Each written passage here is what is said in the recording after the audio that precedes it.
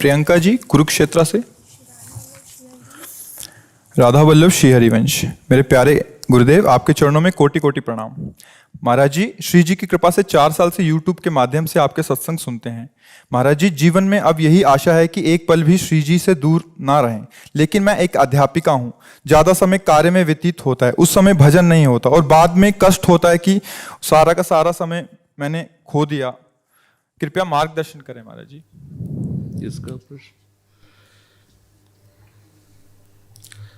अपने लोग भजन का मतलब समझते हैं कि एकांत गुफा में बैठ करके जो किया जाता है या एकांत कमरे में बंद करके जो किया जाता है उसे ही भजन कहते हैं। वो भी एक भजन का एक अंग है, पर उसे सांगोपांग भजन नहीं कहते।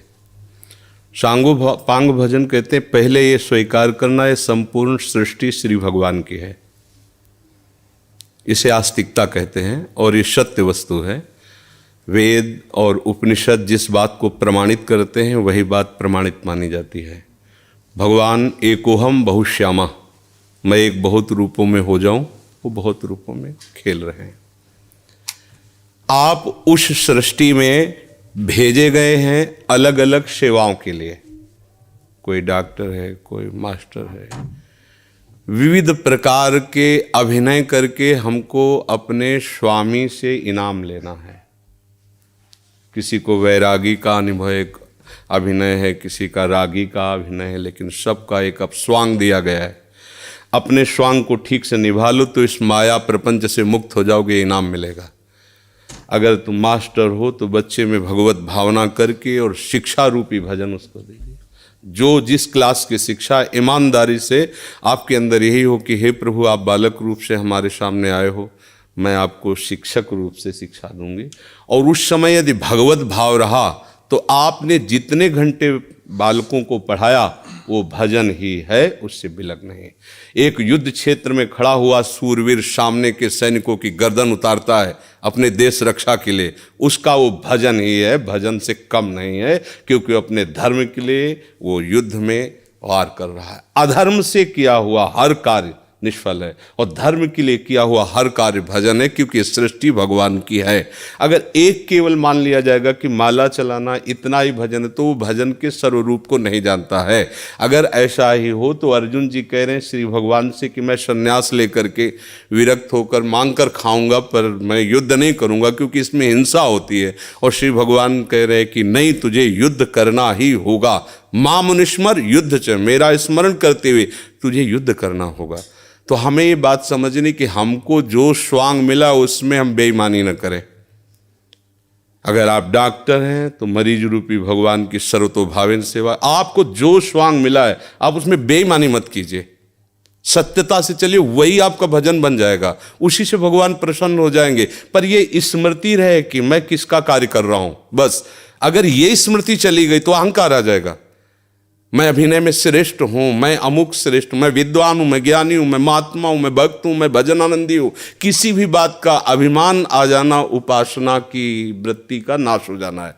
एक छोटा सा भी कार्य आपको भगवत प्राप्ति करा सकता है, उस कार्य का उद्देश्य बदल जाए। बस हम समझते हैं माला जपना ही केवल भजन। बात समझ, एक आदमी बहुत हिंसा प्रवृत्ति का था, चोर था और हिंसा में उसको सुख मिलता था। जैसे अलग अलग, वो इतना तमोगुणी था, जब किसी को काटता और तड़पता तो उसे सुख मिलता था। सैकड़ों हजारों को ऐसे काटता था। एक दिन एक महात्मा उसकी मार्ग से जा रहे थे, मिल गए, उसने उनको भी वैसे ही प्रताड़ित करना चाहा। तो भगवत प्राप्त महात्मा थे, उन्होंने कहा कि बच्चा, इससे तुमको क्या मिलता है? तो संतों के दर्शन से, संभाषण से अंतःकरण की मलिनता का नाश होता है। यदि अभिमान त्याग कर संतों के पास जाया जाए तो एक एक कदम यज्ञ के समान होता है। संत दरस को चालिए तज माया अभिमान। जो भगवान में वास्तविक रमण करने वाले महापुरुष हैं, उनका प्रभाव होता है। उस पापात्मा जीव की हिम्मत नहीं हो रही थी उनकी तरफ देखने की। उनका बेटा तुम ये सब क्यों करते हो? तो उन्होंने उनका सुख के लिए करता हूँ, संपत्ति छीनता हूँ, मारता हूँ। इसे बोले अभी तुम सुख की पहचान ही नहीं जानते हो, किसे सुख कहते हैं? तो उनका फिर मुझे बताइए आप सुख किसे कहते हैं? तो बोले हमारी बात तुम्हें तभी समझ में आएगी तब तुम निष्पाप हो गए, क्योंकि पापवंत कर सहज स्वभाव भजन मोहिते ही भावन बोले महाराज क्या करूं जिससे मैं निष्पाप हो जाऊं? तो उनका हमारे भारत में पवित्र देश है, उनमें आप भ्रमण करो, अवगाहन करो, तुम पवित्र हो जाओगे। निष्पाप करने के लिए हमारे बहुत से तीर्थ हैं भारत में, तीर्थपाद प्रभु ने उनको प्रकट किया है। तो महाराज हम कब जानेंगे पवित्र हो गए? तो सिद्ध महापुरुष थे, उन्होंने एक शुष्क लकड़ी दी, सूखी हुई लकड़ी दी, कहा इसे ले जाओ और जब ये हरी होने लगे, इसमें किनगा आने लगे, तो तुम समझ लेना तुम निष्पाप हो गए। चला गुरु को प्रणाम करके 10 किलोमीटर चला हुआ, शाम हुई, एक वृक्ष बड़ा था उसके नीचे रुका। गांव में रहने का स्वभाव उसका नहीं था, और उसमें 4-5 चोर बैठे हुए थे, और वो नीचे जड़ में ऐसे जाके बैठ गया। रात्रि व्यतीत हो तो तीर्थयाटन को जाएंगे। वो ऊपर प्लान बना रहे थे कि इन गांव वालों ने मुझे बहुत सताया है, आज रात्रि में 12 बजे चारों तरफ से आग लगा देंगे और अस्त्र शस्त्र ले जो भागेगा मारेंगे, पूरे गांव को आज नष्ट करेंगे। उसके कान में पड़ी बात, उसने कहा कि तीर्थ यात्रा तो जा ही रहे हैं, अगर इन जो 4 हैं 5 हैं इनको अगर मार देते हैं तो जा ही तो रहे हैं तीर्थ यात्रा में, पूरा गांव बच जाएगा। ये पूरे गांव को मारना चाहते, पशु पक्षी हैं, बहुत से जीव हैं। तो उसने कहा भैया तुम्हारे गुरु हम हैं, तुम 4-5 मिल के मारते हो, हमने अकेले न जाने कितनों को मारा है, आओ हम तुम्हें सलाह बताते हैं कैसे पूरे गांव को नष्ट करना है। तो चारों कूद थोड़ी पड़ेंगे, एक ही एक आएगा। चारों को हम मार दिया। सोचा अब यहाँ हिंसा हो गई, नहीं रुकेंगे। लकड़ी उठाई तो हरी हो गई। उनका गुरुजी ने कहा था जहाँ हरी हो जाए वापस चला गया। वहाँ गया संत भगवान को, संत ने कहा हम जानते थे कि तुम ऐसे स्वभाव वाले हो कि तुम्हें तीर्थ यात्रा सुहाएगी नहीं, वापस आ गए। तो उनका भगवान आपकी आज्ञा पर, आपने कहा था हरी हो, देखो हरी हो गई। तो बोले कौन से तीर्थ में? बोले तीर्थ लेके आ, 4 को और मार दिया है। बोले बताइए कैसे? उन्होंने बोले देखो बेटा, पहले स्वार्थ के उद्देश्य से मारते थे तो पाप हुआ, लेकिन पूरे नगर के बचाने के लिए 4 को मारा आपने, उद्देश्य आपका दूसरों के सुख के, इसलिए मारना ये आपको तीर्थयाटन से भी अधिक पवित्र करने वाला हो गया। क्रिया वही, उद्देश्य परिवर्तन, फल का परिवर्तन। यदि हम सब अपने धर्म से चले, अपने कर्तव्य को भगवान की पूजा माने, तो जो जहां है उसको अलग से कोई मार्ग चयन नहीं करना, वहीं भगवान की प्रसन्नता के लिए करे, उसको वहीं भगवान की कृपा की प्राप्ति होगी। तो आपको कोई परेशानी का विषय होना ही नहीं चाहिए। आप अध्यापिका बच्चों को पढ़ाइए और बीच बीच में राधा राधा राधा स्मरण कीजिए। जो भी कर रहे हो अपने प्रभु के लिए कर रहे हैं ऐसी भावना कीजिए। इसमें कोई श्रम नहीं, कोई परिश्रम नहीं, कोई अलग से ऐसा नहीं कि नाक दबा के बैठना है, आँख मूंद के बैठना है। प्रतीक जी। श्री हरिवंश महाराज जी, मन बुद्धि बहुत धीरे से भजन से हटा के कई बार सांसारिक भोग और सुखों की तरफ ले जाता है। इससे जितना श्री जी में लगाना का निश्चय आता है उतना मन बाधा उत्पन्न करता है। कृपया मार्गदर्शन कीजिए कैसे हमेशा के लिए इसे अभी हम मन का स्वरूप समझ नहीं पाए, इसलिए हम शिकायत करते हैं मन की। मन बाधा उत्पन्न नहीं करता है, मन को हमने वो पकड़ाया है, वही हमारे सामने पेश करता है। जो चीज हमने अपने मन को नहीं पकड़ाया, जो चीज विषय हमने नहीं भोगा, वो मन हमारे सामने नहीं प्रस्तुत करता। हमने गंदी बातें पकड़ाई हैं, गंदी क्रियाएं पकड़ाई हैं, गंदे दृश्य देखे हैं, गंदा चिंतन करवाया है मन से, तो वही वो बातें पकड़े हुए हैं। अब आप सत्य चिंतन की तरफ जाओगे तो जो पहला उसे डिलीट करना होगा ना, जो पहला उसे मिटाना होगा। ये जो नाम है, ये जो मंत्र है, ये उसको डिलीट करता है। तो जब कोई साधक भजन में बैठता है तो उस समय उसकी गंदी बातें सामने आती है, वो उसमें नई नहीं आ रही, जो उसमें भरी हुई है मन में, वो नाम निकाल रहा है। तभी तो मन निर्मल होता है भजन करते करते। अब उसकी प्रेरणा से आप कोई नया पाप कर्म न करें। जैसे अंदर कोई गंदी बात आ रही, आप धैर्यपूर्वक नाम जपते रहिए और विचार कीजिए जा रही है। दूसरी बात, मन वहां जाता है जहां जहां हमने अपनी प्रीता रख रखी है। हमारा मन मांस में कभी नहीं जाएगा, क्योंकि कभी उस मदिरा में कभी नहीं जाएगा, नहीं जाएगा, क्योंकि उसकी मान्यता हमारे अंदर, उसके अंदर कोई भाव हमारा अंदर नहीं बैठा है। अगर हमारे अंदर जो जो विषयों ने भाव बैठा, हमारा मन वहीं जाता है।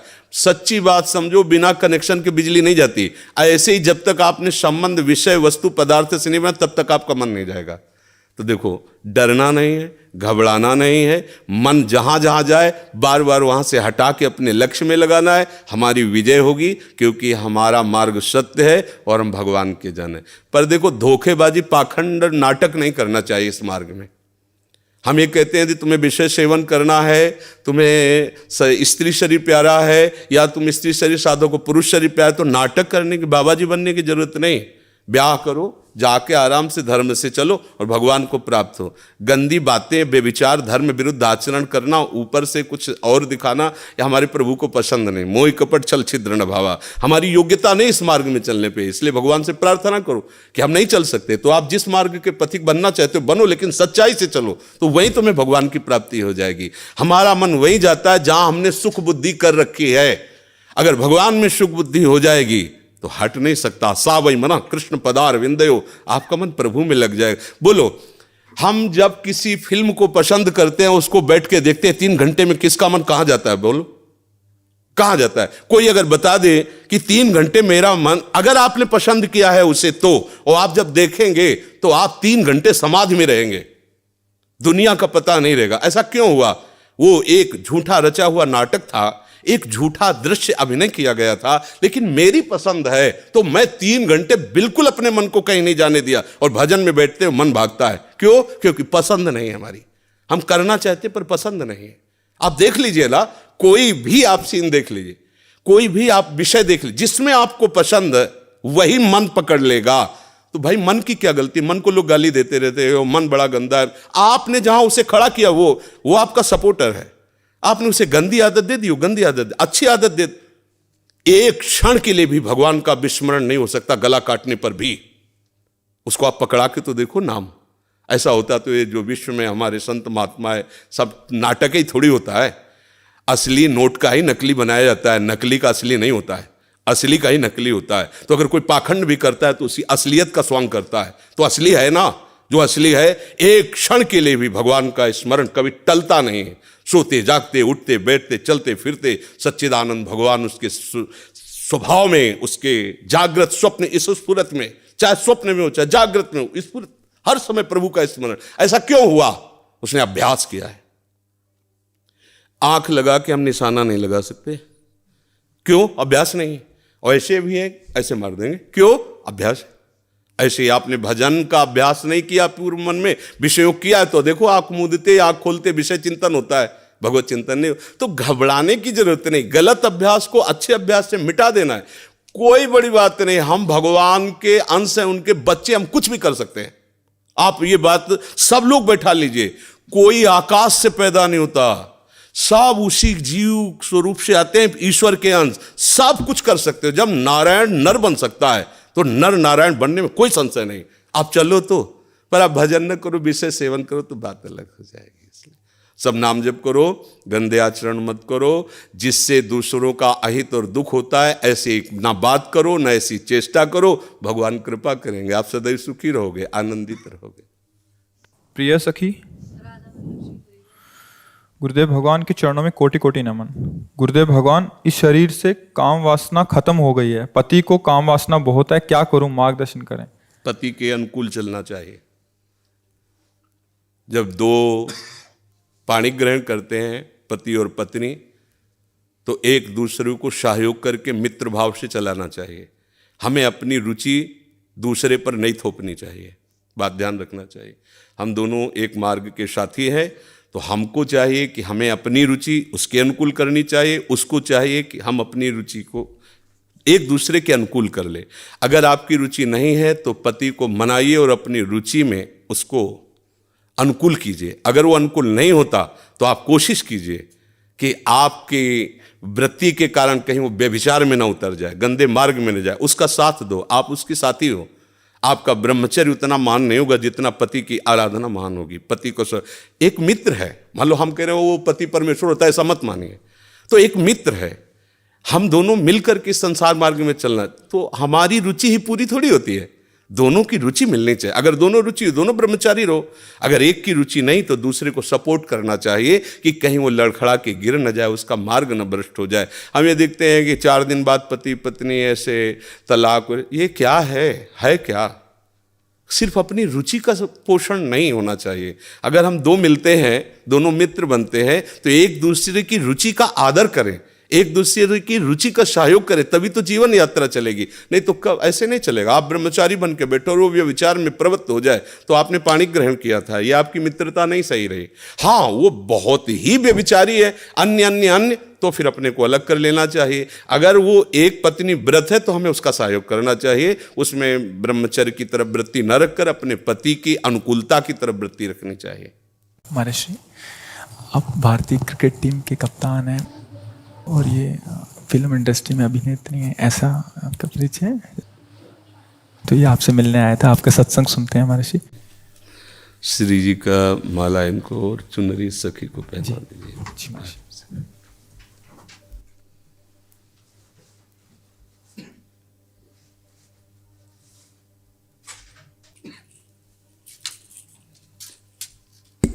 हाँ, सखी को पहना दीजिए।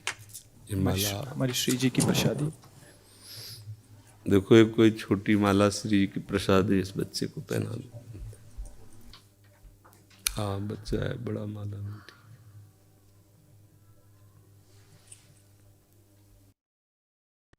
ठीक है, आप आ जाइए, और भी जने मिलने वाले हैं। ठीक।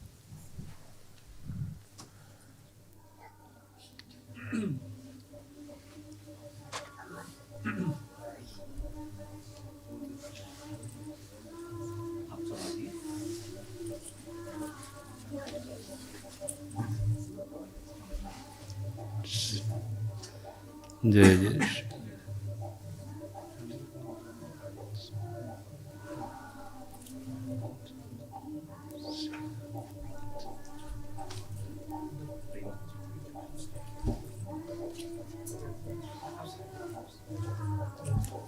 प्रतिमा जी अमेठी से।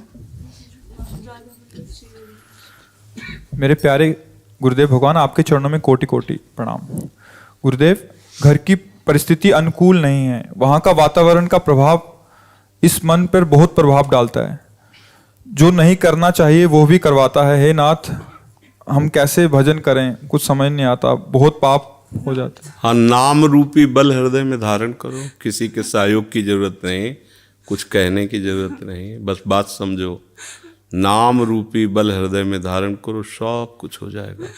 नाम महाबल। अगर नाम जप नहीं करोगे तो ना प्रार्थना से कुछ होने वाला है, ना किसी के सामने रोने से कुछ होने वाला है। नाम जब करती हूँ तो ऐसी मतलब कि ऐसा मतलब क्रोध आ जाता है, वो पूरा हट जाता है। वो क्रोध भी नष्ट हो जाएगा। कैसे हट जाए? राधा राधा राधा राधा राधा राधा राधा राधा राधा हटा दे कोई, कैसे हटाए? जो हमें पकड़ना वो हटा कैसे सकता है? नाम से बड़ा भगवान को भी नहीं रखा गया सामने। भगवान भी कहों कहाँ लग नाम बढ़ाई राम न। फिर क्रोध क्या चीज़ है? ये काम क्या चीज़ है?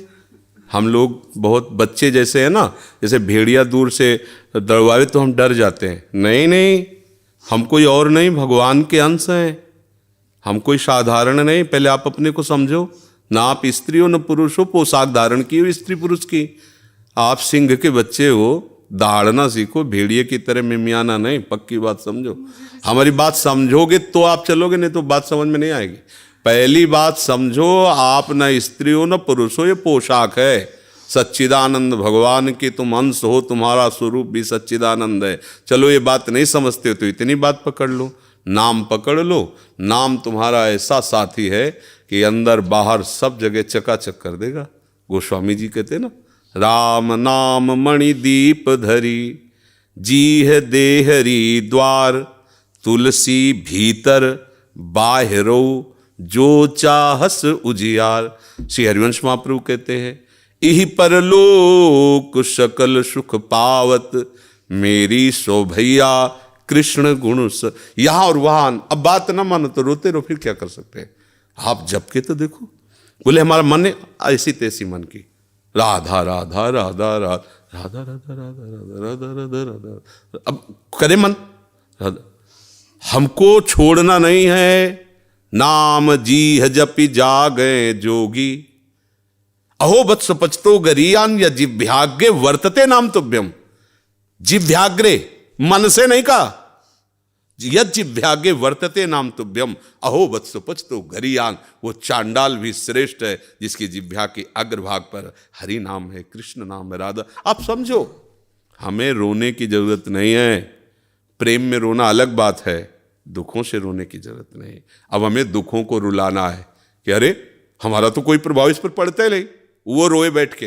अब हम ऐसे भजन करके ऐसी स्थिति प्राप्त करेंगे कि भारी भारी दुख विपत्तियां हमारे ऊपर आए और वो दुखी हो जाए कि इसके ऊपर कोई प्रभाव ही नहीं पड़ रहा है। जैसे हिरण्यकश्यप दुखी हो गया कि मरेगा कैसे प्रहलाद, मृत्यु दुखी हो रही कैसे मार पाऊं इसको, हरि गोद में लिए। अरे समझो, हम लोग हरि के जन, बस हरि को भूल गए, अपने को स्त्री माना, पुरुष माना, पति माना, पुत्र माना, धनी माना, विद्वान माना, ये माना वो माना। ये सब काल के तमाचा में माना ना माना बराबर हो जाएगा। ये तुम्हारी मान्यता, प्रभु का हूं ये मान्यता सच्ची है, और नाम जप करो सब कुछ ठीक हो जाएगा। कोई जरूरत नहीं तुमको किसी के आगे रोने की, करके तो देखो। अब 4 दिन करो, इसके बाद आओ बोलो चेक नहीं आई, समस्या का समाधान, दीर्घ काल तक लगे रहो। भगवान का नाम सत्य है। एक किसान भी जब गेहूं बोता है, अगर रोज खोद के देखे कि अभी जगह है, बीज नष्ट हो जाएगा, उसको बो के ऐसे पाटा लगा दिया, ऊपर से प्लेन कर दिया, और 10-15 दिन के बाद देखा धीरे धीरे अंकुरण आ गया। अब उसी समय सोचे कि इसमें तो गेहूं नहीं लग रहा, चुप रहो, 3-4 महीना उसका और सेवन करो, बाली आएगी, पक जाएगा, गेहूं की राशि हो जाएगी। ऐसे ही अनेक जन्मों से दुराचार, नाना प्रकार के कुकर्म करते रहे हम। अगर न करते रहते तो भगवान मिल गए होते ना। अब पहले नाम वो सब स्टॉक खत्म करेगा, इसीलिए समय लगता है। नाम जप करते करते संचित जो हमारे अशुभ कर्म हैं उनको विध्वंस करेगा और नष्ट करेगा। अब कितने कोई पता तो है नहीं, 1-2 साल की कमाई तो जमा नहीं है, लाखों करोड़ों अरबों जन्म हो चुके, उन सब की कमाई स्टॉक में जमा है। अब उसको भस्म करने का समय लगेगा। चुपचाप नाम जप करो। आगे जो अभी नए फसल है, इसमें भी हमसे बहुत गलतियां हो रही, इनको नाम सुधारेगा। अब बीच में जो उससे आ गया है प्रारब्ध हो, उनको भी नाम संभाल। बड़ा काम है नाम को, कोई छोटा मोटा काम थोड़ी। अब सोचो ऐसे ऐसे किया हो जाए, ऐसे नहीं, लगे रहो चुपचाप। और एक दिन ऐसा आएगा कि आप खुद कहोगे कि ओहो निहाल कर। तभी तो मीरा जी कहते, पायो जी पायो मैंने राम रतन, वस्तु अमोलक दी मेरे सतगुरु। ओहो सतगुरु ने क्या दिया, तब निहाल। यहाँ मंत्र लिए, उपासना लिए, फिर भी जेब में पारसमणि है और 1-1 रुपया मांगते घूम रहे हैं। हमारी दशा क्या है, जेब में पारसमणि है, चाहो तो कुंतलों लोहा को सोना बना दो, पर वो जेब ही में केवल है। गुरु ने मंत्र दे दिया, बात बता दी, उपासना बता दी, करना है नहीं, डोलते रहो, कुछ नहीं मिलेगा। और बैठ जाओ उनके नाम मंत्र को लेकर के, तो क्या चाहिए तुम्हें, सृष्टि का मालिक आ जाएगा, और वस्तु की क्या बात है। पर अब ये ऐसा तो नहीं कि दही में हाथ में दूध डालो दही जब, ऐसा नहीं होता। समय का इंतजार करो और खूब भजन करो। रोने धोने की जरूरत नहीं, रो तो प्रभु के लिए रो। ये आंसू रूपी भेंट प्रभु को चढ़ाए। तो दुख सुख और प्रतिकूलता अनुकूलता अपमान निंदा में क्या रोना, थोड़ा बहादुर बनो। ये सब महाराज जी श्री जी तो मिल जाएंगे ना मुझे, इस बात हम जो कह रहे हैं उसे सुनो। श्री जी मिलना न मिलना जरूरी बात नहीं है, जरूरी बात है श्री जी का भजन करना। अगर भजन करने में आप जैसे हम कह रहे करोगे ना, तो श्री जी कभी एक क्षण के लिए छोड़ती ही नहीं।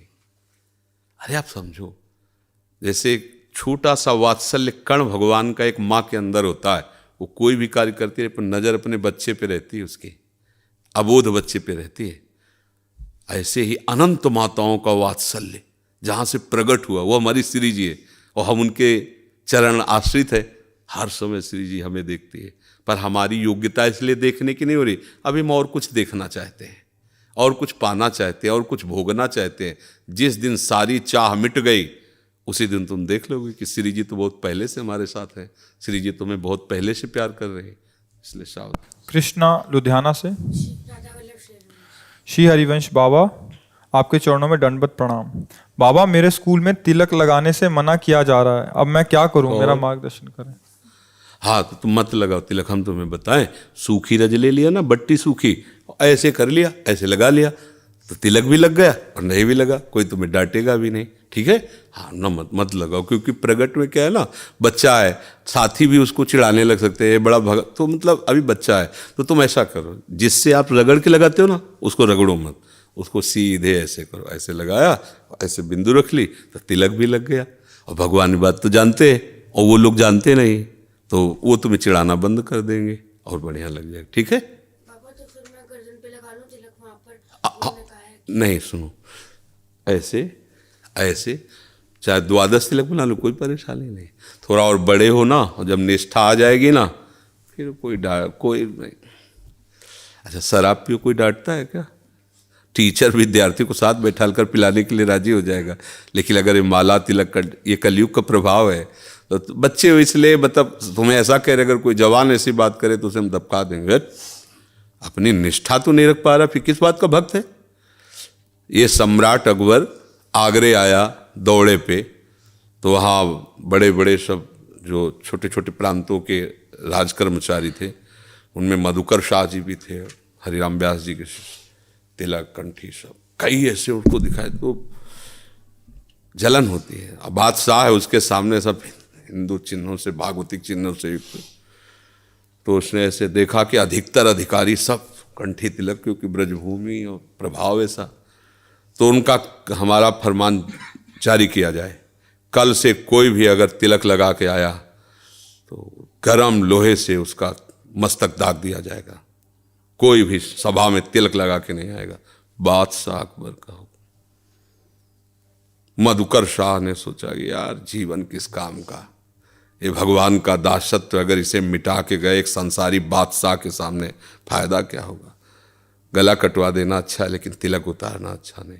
वैसे तो अंगरखी और धोती वो सब राज पोशाक पहन के जाते थे, केवल नीचे धोती पहन के लंबा तिलक, 12 तिलक लगाए, द्वादश तिलक, यज्ञोपवीत खुला, कंठे की माला खुला, तलवार खोशी। सभा में देखा कोई भी तिलक नहीं लगाया था, क्योंकि बादशाह का हुक्म, बादशाह वो तत्काल तो मृत्यु दंड दे सकता है। गए, सामने खड़े हो गए, द्वादश तिलक। उनका अकबर सम्राट ने कहा, सुना नहीं था कल का फरमान मधुकर शाह? खींच ली तलवार। उनका, आप एक मुल्क के बादशाह हैं, ये अनंत मुल्कों के बादशाह का तिलक है, मेरी गर्दन कटने पर ही ये मिटेगा, ऐसे नहीं मिट सकता, जिसकी ताकत हो मिटा के देखे आके।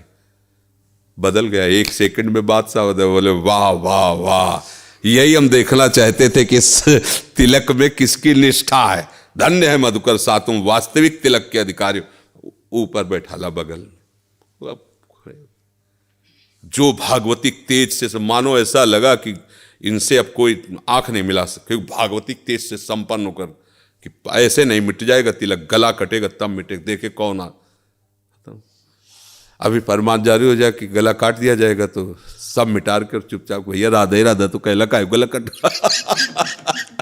निष्ठा तो एक अलग चीज होती है ना। बहुत सावधान रहो। अभी बच्चे हो, आप ऐसे ही कर लीजिए।